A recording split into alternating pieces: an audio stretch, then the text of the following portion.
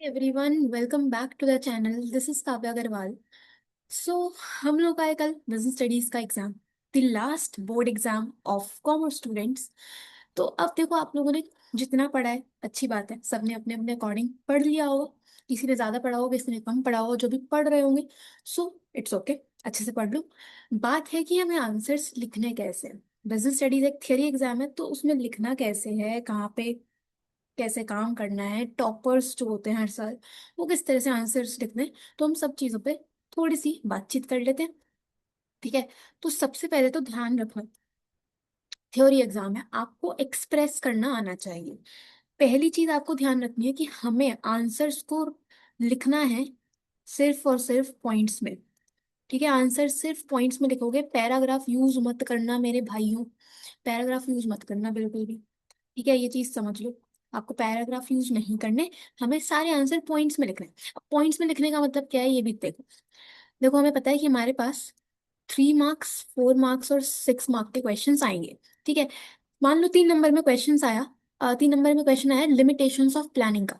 तो वहां पे लिखना पहले कि लिमिटेशंस ऑफ प्लानिंग आर। ठीक है। पहला पॉइंट लिखना, क्या होता है प्लानिंग की limitation? Reduces creativity, reduces creativity. ये हो गई हेडिंग, इसे कर दो अंडरलाइन, और इसका 3 से 4 लाइन में एक्सप्लेनेशन। ठीक है। दूसरा पॉइंट एक लाइन छोड़ के लिखना। मान लो दूसरा पॉइंट है हमारा इन्वॉल्व्स ह्यूज कॉस्ट। ठीक है, ये हो गई हेडिंग, इसका 3 लाइन में एक्सप्लेनेशन। इसी तरह से तीसरा पॉइंट बनाना। तीसरा पॉइंट पहले हेडिंग डालो, ठीक है, और फिर 3 से 4 लाइन में एक्सप्लेनेशन। यही सेम चीज आपको अप्लाई करनी है, चाहे वो 3 मार्क का क्वेश्चन हो, 4 मार्क का हो, चाहे 6 मार्क का हो। जितने मार्क का क्वेश्चन है उतने पॉइंट्स लिखो, काम खत्म है।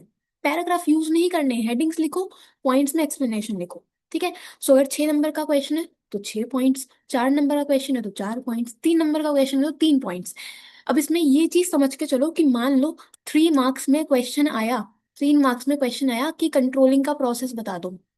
कंट्रोलिंग का प्रोसेस, तो उसमें ऐसा मत कर देना कि भाई हम सिर्फ 3 स्टेप्स लिख दें क्या, नहीं। कंट्रोलिंग प्रोसेस में 5 स्टेप्स हैं, तो वो पांचों के पांच आपको 3 नंबर के क्वेश्चन में लिखने होंगे। ठीक है।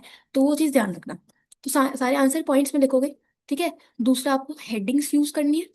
हेडिंग्स जो आपने याद कर ली होंगी, कोशिश करो कि याद हो जाए, बार बार देखते रहोगे ना एक बार बुक में भी, तो भी वो चीजें दिमाग में सेट हो जाती है कि कौन से पेज पे कौन सा हेडिंग लिखा है। ठीक है, तो हेडिंग्स को थोड़ा सा ध्यान रखना। तीसरा, हमें कीवर्ड्स को लिखना है, सारा गेम कीवर्ड्स का है भाई, सारा गेम कीवर्ड्स का है। तुम्हें कीवर्ड्स लिखने हैं। देखो, एक्सप्लेनेशन जो है ना, हेडिंग बुक की लिखोगे तुम ऑफ कोर्स, उसके अंडर जो एक्सप्लेनेशन है, ये जो मैंने 3 4 लाइन का तुम्हें एक्सप्लेनेशन बताया ना, ये तुम खुद से भी लिख सकते हो, कोई दिक्कत नहीं है, बुक से रटना नहीं है भाई। इतनी मोटी बुक थोड़ी ना रट के बैठोगे, एक एक वर्ड रटोगे क्या? पागल हो क्या यार? पागलों जैसी हरकतें करते हो एकदम। ऐसी हरकत मत करना। तुम्हें क्या करना है, हेडिंग बुक की रखनी है, एक्सप्लेनेशन खुद से लिखना है अपनी लैंग्वेज में। कीवर्ड्स लिख देना, उसमें कीवर्ड्स लिख देना, वो पढ़ा है तुमने, तुम्हें पता होगा कि कीवर्ड्स हैं कौन कौन से, किस किस चैप्टर में, किस किस टॉपिक में। उस कीवर्ड से मिलता जुलता आपको एक्सप्लेनेशन डालना है अपने शब्दों में, कोई दिक्कत नहीं है, फुल मार्क्स मिलते हैं। ठीक है। तीसरा आपको ध्यान रखना है, ये हो गया। फोर्थ पे ध्यान रखना एग्जाम्पल्स। आपको जहां लगता है यार एग्जाम्पल लिख सकते हो, लिख देना, 2 2 लाइन के एग्जाम्पल लिख देना। बुक से पढ़े तो बुक के लिख दो, खुद से बना सकते हो तो खुद से लिख दो, कोई दिक्कत नहीं है, बढ़िया चीज है, क्रिएटिविटी का काम है भाई, है ना। फिफ्थ पे ध्यान रखना फ्लो चार्ट्स। फ्लो चार्ट्स बना देना यार। क्वेश्चन आया है सपोज कि आपको कंट्रोलिंग प्रोसेस बताना है, तो कंट्रोलिंग प्रोसेस कैसे बताओगे? पहले ना कंट्रोलिंग प्रोसेस का आप यहाँ पे स्टेप्स शुरू करना है, स्टेप्स ऑफ कंट्रोलिंग प्रोसेस। ठीक है। स्टेप्स ऑफ कंट्रोलिंग प्रोसेस, पहला स्टेप होता है हमारा सेटिंग परफॉर्मेंस स्टैंडर्ड्स। इसको फुल फॉर्म में लिखना, अभी मैं लिख नहीं रही हूँ, आप लोग पूरा ही लिखना। इसको कर देना बॉक्स में। ठीक है, नीचे एरो डालो। सेकंड होता है हमारा मेजरमेंट ऑफ एक्चुअल परफॉर्मेंस। ठीक है, ये हो गया सेकंड स्टेप, इसको बॉक्स में कर दो। तीसरा स्टेप लिखोगे comparison of actual performance with standards. फिर फोर्थ एनालाइजिंग डेविएशंस, और फिफ्थ टेकिंग करेक्टिव एक्शन। तो हमने पूरा एक फ्लो चार्ट बना दिया, ये फ्लो चार्ट बन गया। उसके बाद आप इसका एक्सप्लेनेशन शुरू करना कि फर्स्ट स्टेप, पहला स्टेप सेटिंग परफॉर्मेंस स्टैंडर्ड्स। ये हो गई हेडिंग, इसका 3 लाइन में एक्सप्लेनेशन। स्टैंडर्ड्स क्या होते हैं? स्टैंडर्ड्स हमारे गोल्स होते हैं जो हम सेट करते हैं। गोल्स हमारे ऑब्जेक्टिव होने चाहिए, टाइम बाउंड होने चाहिए, क्वांटिटेटिव टर्म्स में होने चाहिए। सिंपल एक्सप्लेनेशन है। फिर दूसरा पॉइंट हेडिंग, उसका एक्सप्लेनेशन। इस तरह से तो तुम्हें फ्लो चार्ट बना देना है ना। टीचर के पास इतना टाइम नहीं है कि भाई वो तुम्हारी एक शीट पे घंटों लगाए, नहीं। क्विकली चेकिंग करनी है टीचर्स को भी। तुम भी बिजी हो, टीचर्स भी बिजी है भाई, है ना। तुमने पेपर दे दिया 3 घंटे का, टीचर्स को भी अपना एक टारगेट होता है कि इतने टाइम में चेकिंग कर देनी है। तो ये फ्लो चार्ट देख के वो समझ जाएंगे ना, तुम्हें पता है, प्रोसेस पता है तुम्हें, तो तुम्हारे एक्सप्लेनेशन पे इतना ध्यान भी नहीं जाएगा। तो जहां लगता है फ्लो चार्ट बनाओ। क्वेश्चन आया है सपोज, क्वेश्चन आया है फैक्टर्स बताने हैं डिविडेंड डिसीजन के, तो factors, factors affecting dividend decision, ये इस तरह से कर दो। सीधा लिखना मत शुरू करना, फ्लो चार्ट बना दो। तुम यहाँ पे एक फ्लो चार्ट बना दो इस तरह के, 3 4 फैक्टर्स जितने भी हैं यहाँ पे उनको लिख देना। क्या दिक्कत होगी भाई, है ना। क्वेश्चन आता है टाइप्स ऑफ प्लान आइडेंटिफाई करने केस स्टडी में, तो सीधा सीधा लिखना शुरू मत करो। पहले एक फ्लो चार्ट बनाओ, टाइप्स ऑफ प्लान। ठीक है, टाइप्स ऑफ प्लान, जो भी प्लान्स तुमने आइडेंटिफाई करें केस स्टडी में, जैसे कि बजट, जैसे कि स्ट्रैटेजी, जैसे कि पॉलिसी, वो तुम इस तरह से फ्लो चार्ट के फॉर्म में लिख दो। उसके बाद एक्सप्लेनेशन शुरू करो पॉइंट्स में, हेडिंग्स के साथ।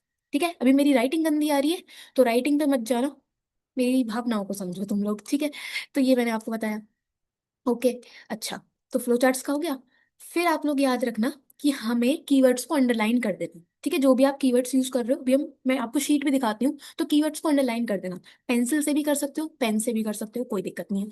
ठीक है, तीसरा याद रखना कि जितने भी डिफरेंस हैं, जितने भी हमारे डिफरेंस हैं, डिफरेंसेस जितने भी हैं, उनको हमें टेबल फॉर्मेट में लिखना है, टेबल फॉर्म में, विद बेसिस।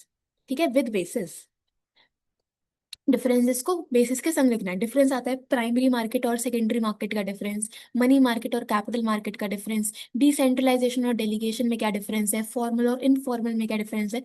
टेबल फॉर्म में लिखना बेसिस के साथ। अब मान लो तुम्हें पॉइंट्स तो याद है बट बेसिस याद ही नहीं आ रहे, तो वो बेसिस खुद से आप बना सकते हो, कोई दिक्कत नहीं, है ना। इतनी भी तुम्हें चीजें नहीं रटनी है कि यार जो बुक में लिखा है वही लिखना है, एकदम नहीं। खुद से बेसिस बना सकते हो, जितने मार्क का क्वेश्चन है उतने डिफरेंस लिख देना। ठीक है, अच्छा, इसके बाद और क्या करना है तुमको, और इसमें आपको क्या करना है, ये मैंने आपको बता दिया। ध्यान रखना कि आप हर एक answer, start every answer from new page. हर एक आंसर आपको नए पेज से स्टार्ट करना है। नए पेज से स्टार्ट करने का मतलब क्या है, कि मान लो ये आपकी शीट है, ठीक है। अब ये शीट आपकी ऑलमोस्ट भर चुकी है, लास्ट में कुछ 3 4 लाइन बची हैं, तो इन 3 4 लाइन को छोड़ देना मेरे भाई। ठीक है, नया आंसर नेक्स्ट पेज से स्टार्ट करना, फ्रेश। ठीक है, और हर एक आंसर के बाद 2 3 लाइन छोड़ देना ताकि क्लियर दिख जाए कि आपने एक आंसर कहाँ खत्म करा है, दूसरा आपका कहाँ से शुरू हो रहा है आंसर। ठीक है, राइटिंग अगर बेकार भी है, मेजोरिटी लोगों की राइटिंग बेकार ही होती है यार, है ना। मेरी भी तो बेकार ही दिख रही है, तो तुम उसमें थोड़ा सा स्पेस देके खुला खुला लिखना कि चीजें समझ में आ जाए लिखा क्या है। ओके, ठीक है। बाकी याद रखना, आपको बहुत ज्यादा भावनाओं में नहीं बहना है। ऐसा ना हो कि तुम्हें एक क्वेश्चन ना बहुत अच्छे से आ जाए, तुम उसमें पेज ही भरे जा रहे हो, तो वो चीज भी मत करना। थोड़ा टू द पॉइंट लिखना, जो चीज बोली है, एक हेडिंग, उसके नीचे 3 4 लाइन में explanation, that would be enough. ठीक है, और एक्सप्लेनेशन आप खुद से लिख सकते हो, इस चीज को माइंड में क्लियर रखना। ठीक है, अब देखो, मैं तुम्हें एक आंसर शीट दिखाती हूँ लास्ट ईयर जो टॉपर स्टूडेंट था उसकी। तो देखो, स्टार्ट करते हैं इसमें। देखो, सबसे पहले स्टार्ट इसने स्टार्टिंग से ही करा है। ऑर्डर जो है आप किसी भी तरह से स्टार्ट कर सकते हो। तो आपको लगता है कि 1 मार्कर से स्टार्ट करना है, तो क्वेश्चन नंबर 1 से स्टार्ट कर लेना। आपको लगता है एंड से स्टार्ट करना है, तो आप एंड से भी स्टार्ट कर सकते हो। शफल मत करना कि पहले एक क्वेश्चन कर दिया फिर दूसरा कर रहे हो, मिक्स मत कर देना। एक सीक्वेंस में करो, या तो शुरू शुरू से स्टार्ट करो या लास्ट से स्टार्ट करो। कोशिश ये करना कि आप लास्ट से स्टार्ट कर लो, क्वेश्चन 34 से। ठीक है, अदरवाइज अगर पेपर छूट भी रहा होगा तो आपके बड़े क्वेश्चंस तो नहीं छूटेंगे एटलीस्ट। ठीक है, सो इसमें तो चलो एमसीक्यूज से करा है। अब एमसीक्यूज में ध्यान देना, एमसीक्यूज में क्वेश्चन नंबर, कौन सा ऑप्शन है और उसके ऑप्शन के अंडर क्या लिखा है। ऐसे मत करना यार, क्वेश्चन 1, क्वेश्चन 2, क्वेश्चन 3, क्वेश्चन 4 और इसमें सिर्फ ऑप्शन लिख के आ जाओ C D A B। ये हरकत मत करना, इसके अंडर जो ऑप्शन के अंदर है वो नाम भी पूरा लिखना है जैसे इसमें लिखा है। ठीक है, एक एक लाइन छोड़ के। ओके जी, चलो। ये तो हमारे एमसीक्यूज। अब इसके बाद देखो डिफरेंस है प्राइमरी मार्केट और सेकेंडरी मार्केट का। बेसिस लिखे हैं, तीन डिफरेंस लिखे हैं और उसमें मार्किंग करी है। आपको डाउट होता है ना कि यार कीवर्ड्स कहाँ से समझ में आएंगे हमें, तो ये आंसर शीट देख लो यार, अवेलेबल है गूगल पे आराम से, तुम्हें कीवर्ड्स पता चल जाएंगे। देखो, prices are decided and determined by management, तो मैनेजमेंट को अंडरलाइन करा हुआ है।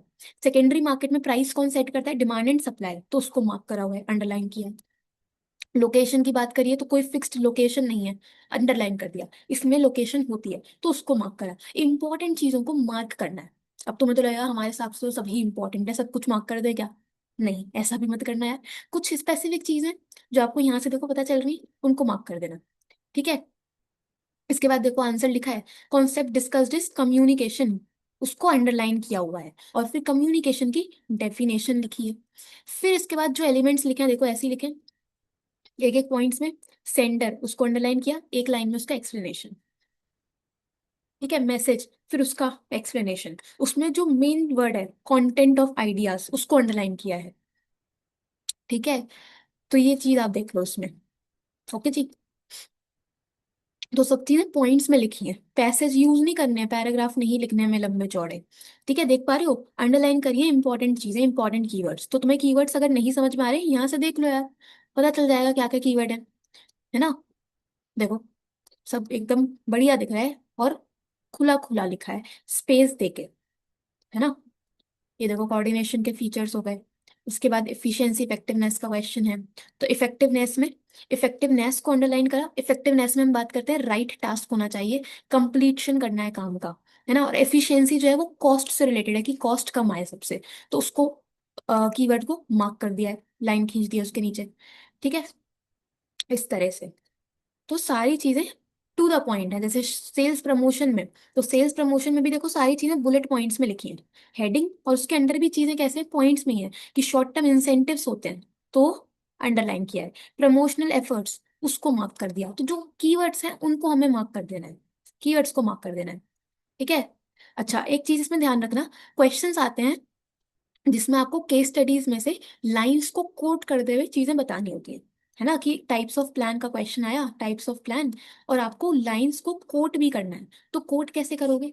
कोट आपको पूरी लाइन लिखनी नहीं है, सीधा स्टार्टिंग के कुछ वर्ड्स लिखना, स्टार्टिंग के कुछ वर्ड्स लिख देना। ठीक है, जो भी वर्ड्स हैं यहाँ पे डॉट डॉट डॉट डालना, और एंड के कुछ वर्ड्स लिख देना। ठीक है, आपको इतना ही करना है, पूरी लाइन नहीं लिखनी है, उसमें टाइम वेस्ट नहीं करना। स्टार्टिंग के दो तीन वर्ड्स लिखो, डॉट डॉट डॉट डालो, लास्ट के दो तीन वर्ड्स। ठीक है, इस तरह से कोट कर देना लाइंस को। ओके जी। तो देखो सारे के सारे इसमें कीवर्ड्स को मार्क करा हुआ है और पॉइंट्स में लिखा है, प्रॉपर हेडिंग के साथ, प्रॉपर हेडिंग के साथ। ठीक है, देख लो, ये देखो कोट करने वाले क्वेश्चंस भी आ गए। प्राइस क्या है, it refers to the amount of money paid as consideration. उसके बाद कोट क्या लिखा है, to determine the price dot dot dot above the cost. तो आपको पूरी लाइन नहीं टिपनी है, सिंपल आप डॉट डॉट डॉट डाल के खत्म कर सकते हो। और उसका फिर एक्सप्लेनेशन देखो, सब पॉइंट्स में लिखा है। ठीक है जी। ओके, इस तरह से करना है, इस तरह से क्लियरली दिखना चाहिए। ओके, तो आप क्या करना, आज जाकर एक बारी गूगल पे सर्च करना, business studies topper answer sheet, और उसमें आपको अलग अलग ईयर की आंसर शीट दिख जाएगी। तो वो तीन चार शीट्स भी तुम देख लोगे ना, बस एक बारी गो थ्रू कर लोगे, तो आपको कीवर्ड्स पता चल जाएंगे, हेल्प हो जाएगी आपकी अच्छी खासी, है ना। तो बाकी ये पॉइंट्स का तो ध्यान रखना, पेपर विल बी गुड, अच्छे से हो जाएगा। एक्सप्रेस करना, लिखना तरीके से।